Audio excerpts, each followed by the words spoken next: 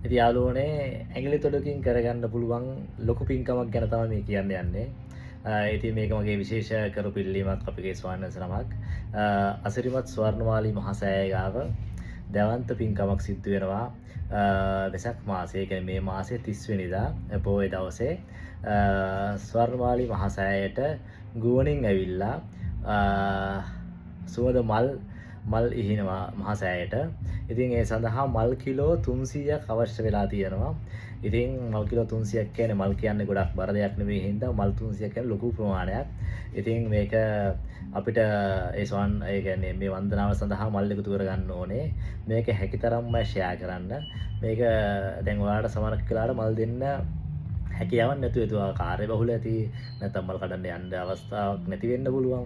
ඉතින් ඒ වගේ කෙනෙක්ට පුළුවන් මේ වීඩියෝ එක ෂෙයා කරන්න. මේ වීඩියෝ ෂෙයා කරලා මේ මල් දෙන්න පුළුවන් කෙනෙක්ට දකින්න අවස්ථාවක් සලස්සලා දෙන්න. ඉතින් එදාට දැන් වෙසක් පොය කියන්නේ අවුරුද්දේ ලස්සනම දවසන්නේ. ඉතින් ඒ ලස්සනම දවසේ විශ්වයේ තියෙන බලගතුම තැන කරන දැවන්ත පින්කමක්. ඉතින් ඔයාලත් ඒ පින්කමට දායක වෙන්න.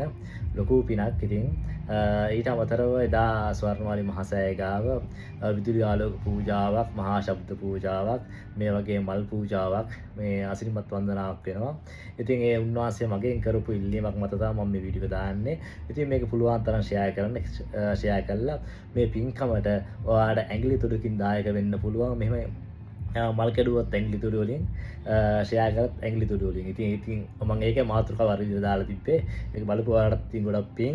ඉතින් මේක ෂෙයා කරලා මේ පින්කමට හැමෝම දායක වෙන්න. පුළුවන් තරම් මල් ටිකක් එකතු කරලා දෙන්න. මේ තව දවස් කීපයක් තියෙන්නේ.